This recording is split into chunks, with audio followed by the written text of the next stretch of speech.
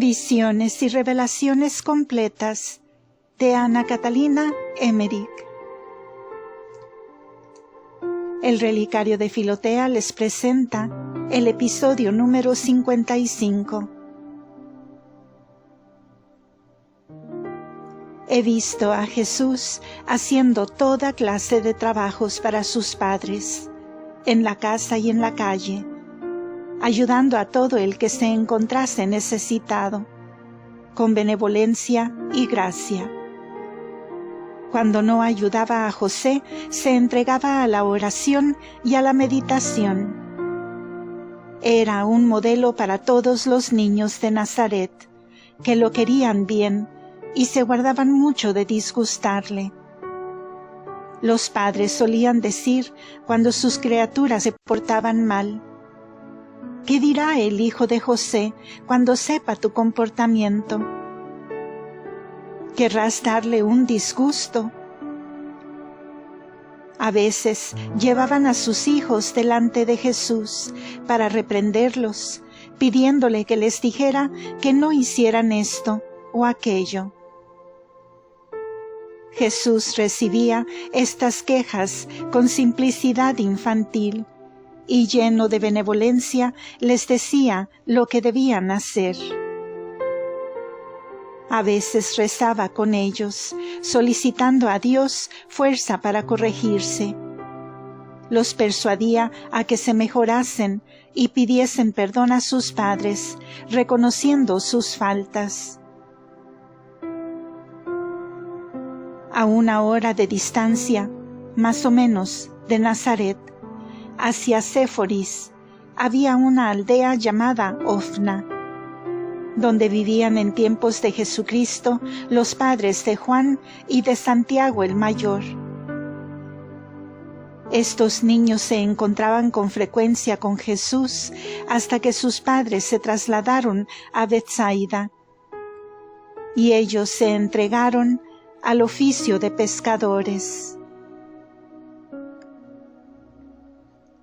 En Nazaret vivía una familia parienta de Joaquín, Esenia, con 4 hijos: Cleofás, Jacobo, Judas y Jafet, unos mayores y otros menores que Jesús.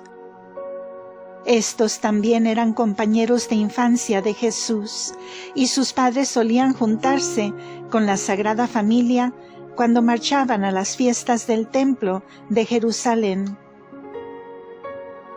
Estos 4 hermanos fueron más tarde discípulos de Juan Bautista, y después de la muerte del precursor pasaron a ser discípulos de Jesucristo. Cuando Andrés y Saturnino atravesaron el Jordán, permanecieron todo el día con Jesús, y más tarde fueron, como discípulos de Juan, a las bodas de Caná. Cleofás es el mismo que en compañía de Lucas tuvo la aparición de Jesús en Emaús. Estaba casado y vivía en Emaús. Su mujer se agregó más tarde a las santas mujeres de la comunidad cristiana. Cuando Jesús tuvo 8 años, fue por primera vez con sus padres a Jerusalén, y desde entonces iba año tras año a las festividades del templo. Jesús había despertado curiosidad desde su primera aparición en el templo, entre sus amigos y entre los escribas y fariseos del templo. Se hablaba, entre los parientes y amigos de Jerusalén, del niño tan prudente y piadoso, hijo de José, llamándole admirable. Tal como aquí, entre nosotros, se habla en las anuales peregrinaciones o en los encuentros de personas conocidas, de este o aquel niño piadoso o modesto de alguna familia de campesinos. De este modo tenía Jesús, cuando a los 12 años se quedó en el templo, varios amigos y conocidos en Jerusalén, y no se extrañaron sus padres de no verlo al salir de Jerusalén, porque ya desde la primera hasta esta quinta vez que iba al templo, siempre solía juntarse con los niños de otras familias que viajaban camino de Nazaret. Esta vez se separó Jesús de sus acompañantes al llegar al huerto de los Olivos, y ellos pensaron que lo hacía para juntarse con sus padres, que venían detrás. Jesús se dirigió a la parte de la ciudad que mira hacia Belén, y se fue a aquella posada donde se detuvo la Sagrada Familia, cuando se dirigía al templo para la presentación. Sus padres creían que estaría con los que iban a Nazaret, y éstos pensaron que se apartaba de ellos para juntarse con sus padres. Pero cuando llegaron a Gofna y advirtieron que Jesús no estaba con los viajeros, el susto de María y de José fue muy grande. De inmediato volvieron a Jerusalén, preguntando en el camino a los parientes y amigos por el niño, pero no pudieron encontrarlo por ningún lado, pues no se había detenido donde ordinariamente solía hacerlo al ir al templo. Jesús pasó la noche en la posada cerca de la puerta betlemítica, donde era conocido él y sus padres. Se juntó con otros jovencitos y se fue a 2 escuelas que había en la ciudad. El primer día fue a una escuela y el segundo a la otra. El tercer día estuvo por la mañana en una escuela del templo y por la tarde en el templo mismo, donde lo encontraron finalmente sus padres. Estas escuelas eran de diversas clases, y no solo para conocer la ley y la religión. Se enseñaban diversas ciencias, y la postrera de ellas estaba situada junto al templo, y era la de la cual salían los levitas y sacerdotes. Con sus preguntas y respuestas asombró tanto el niño Jesús a los maestros y rabinos de estas escuelas, y tanto los estrechó que éstos se propusieron a su vez humillar al niño con los rabinos más sabios en diferentes ramas del saber humano.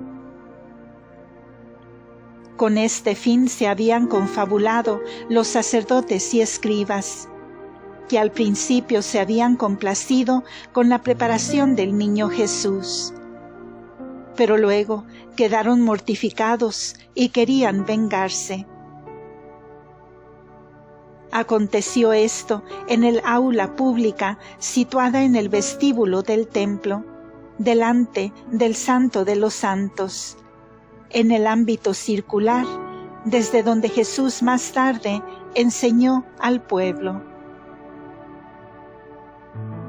Vi sentado al niño Jesús en una gran silla que no llenaba, y alrededor de él había una multitud de judíos y ancianos con vestimentas sacerdotales. Escuchaban atentos y parecía que estaban todos furiosos contra él, y por momentos creí que lo iban a maltratar. En la parte alta de la cátedra había unas cabezas pardas, como si fueran perros, y en los puntos superiores lucían y relumbraban. Tales figuras y cabezas veíanse en varias mesas largas de cocina que había en la parte lateral de este recinto del templo, que estaban llenas de ofrendas.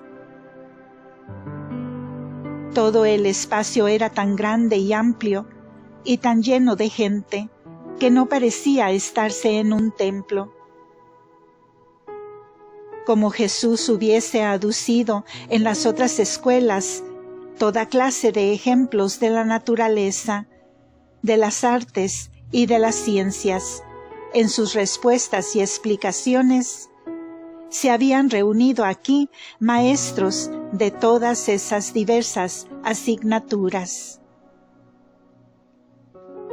Cuando ellos comenzaron a preguntarle y a disputar en particular con Jesús sobre estas materias, él dijo que no pertenecía esto al lugar del templo, pero que también quería satisfacerlos en esto, por ser tal la voluntad de su Padre.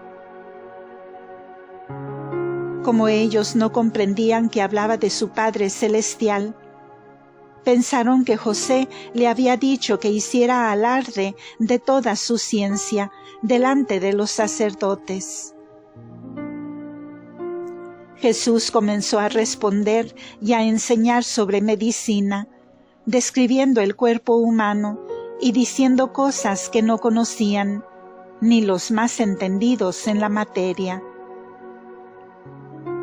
Habló asimismo de astronomía, de arquitectura, de agricultura, de geometría y de matemática. Luego pasó a la jurisprudencia. De este modo, todo lo que iba ofreciendo lo aplicaba tan bellamente a la ley, a las promesas, a las profecías, al templo y a los misterios del culto y del sacrificio, que unos estaban admirados sobremanera, mientras otros estaban avergonzados y disgustados. Así discurrieron hasta que todos, corridos, se molestaron mucho, especialmente al oír cosas que jamás habían sabido ni entendido o que interpretaban de muy diferente manera. Hacía algunas horas que Jesús estaba enseñando cuando entraron en el templo José y María. Y preguntaron por su hijo a los levitas que lo conocían. Estos dijeron que estaba en el atrio con los escribas y sacerdotes. Y no siendo este lugar accesible para ellos, enviaron a un levita en busca de Jesús. Mas éste les hizo decir que primero quería terminar su trabajo. La circunstancia de no acudir afligió mucho a María. Era la primera vez que les daba a entender que había para él otros mandatos fuera de los de sus padres terrenales. Continuó enseñando, aún no menos de 1 hora, y cuando todos se vieron refutados, confundidos y corridos en sus preguntas capciosas, dejó el aula y se llegó al vestíbulo de Israel y de las mujeres. José, tímido, callaba, lleno de admiración. María se acercó a él, diciéndole: «Hijo, ¿por qué nos has hecho esto? He aquí que tu padre y yo te hemos buscado con tanto dolor». Jesús estaba todavía muy serio y dijo: «¿Por qué me buscabais? ¿No sabíais que yo debo estar en las cosas de mi Padre?». Esto no lo entendieron y regresaron con él de inmediato. Los que habían oído tales palabras estaban asombrados y quedaron mirándolo. Yo estaba llena de temor. Me parecía que iban a echarle mano, porque estaban llenos de encono contra el niño. Me admiré que dejasen partir tranquilamente a la Sagrada Familia, porque le abrieron ancho camino en medio de la muchedumbre apiñada en el lugar.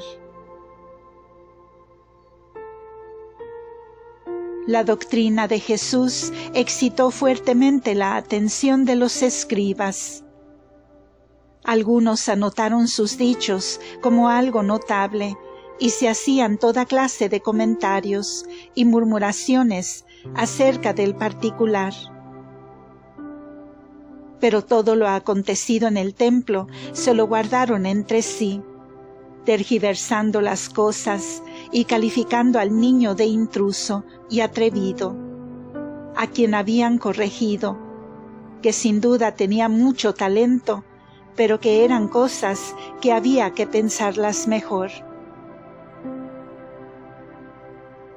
Vi a la Sagrada Familia salir de nuevo de Jerusalén y reunirse con 2 mujeres y algunos niños que yo no conocía, pero que parecían ser de Nazaret. Fueron por diversos lugares alrededor de Jerusalén, por varios caminos, por el Monte de los Olivos, deteniéndose acá y allá, en los hermosos y verdes lugares de recreo, y orando con las manos cruzadas sobre el pecho. Los vi cruzar un gran puente sobre un arroyo. El caminar y el orar del pequeño grupo me recordaban vivamente una peregrinación.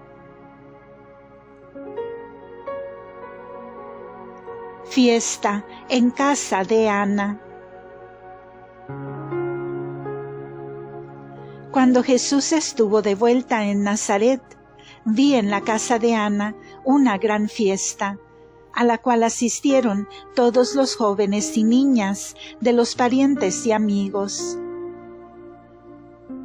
No sé si sería una fiesta por el hallazgo del niño Jesús, u otra solemnidad acostumbrada al regreso de la Pascua, o la conmemoración del 12º aniversario de los hijos que solía celebrarse.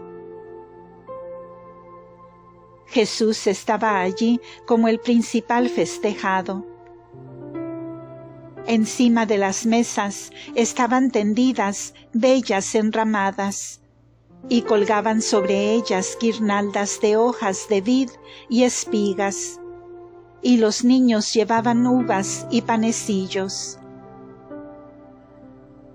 Estaban presentes 33 niños, todos futuros discípulos de Jesús, lo que guardaba referencia con los años de vida de Jesús.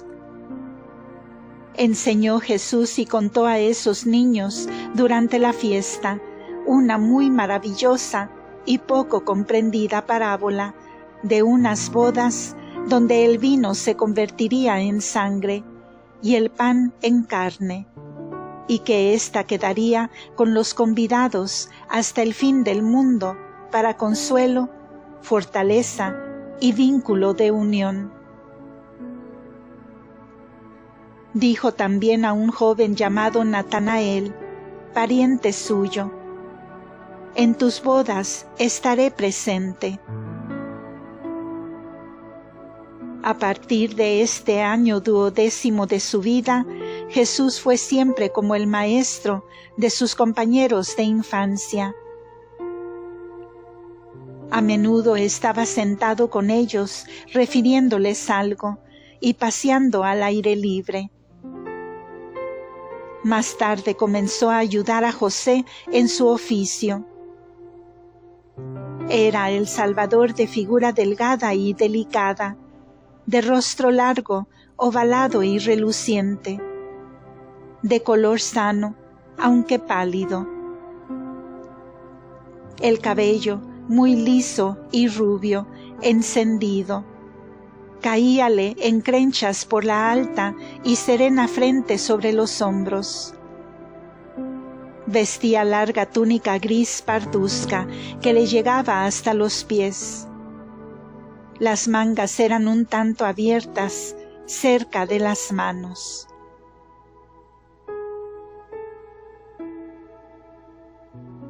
Muerte de San José. Cuando Jesús se acercaba a los 30 años, José se iba debilitando cada vez más, y vi a Jesús y a María muchas veces con él. María sentábase a menudo en el suelo, delante de su lecho, o en una tarima redonda baja de 3 pies, de la cual se servía en algunas ocasiones como de mesa. Los vi comer pocas veces. Cuando traían una refección a José a su lecho, era esta de 3 rebanadas blancas, como de 2 dedos de largo, cuadradas, puestas en un plato, o bien pequeñas frutas en una taza. Le daban de beber en una especie de ánfora. Cuando José murió, estaba María sentada en la cabecera de la cama y le tenía en brazos, mientras Jesús estaba junto a su pecho. Vi el aposento lleno de resplandor y de ángeles. José, cruzadas las manos en el pecho, fue envuelto en lienzos blancos, colocado en un cajón estrecho y depositado en la hermosa caverna sepulcral que un buen hombre le había regalado. Fuera de Jesús y María, unas pocas personas acompañaron el ataúd, que vi, en cambio, entre resplandores y ángeles. Hubo José de morir antes que Jesús, pues no hubiera podido sufrir la crucifixión del Señor. Era demasiado débil y amante. Padecimientos grandes fueron ya para él las persecuciones que entre los 20 y 30 años tuvo que soportar el Salvador, por toda suerte de maquinaciones de parte de los judíos, los cuales no lo podían sufrir. Decían que el hijo del carpintero quería saberlo todo mejor, y estaban llenos de envidia, porque impugnaba muchas veces la doctrina de los fariseos, y tenía siempre en torno de sí a numerosos jóvenes que le seguían. María sufrió infinitamente con estas persecuciones. A mí siempre me parecieron mayores estas penas que los martirios efectivos. Indescriptible es el amor con que Jesús soportó en su juventud las persecuciones y los ardides de los judíos.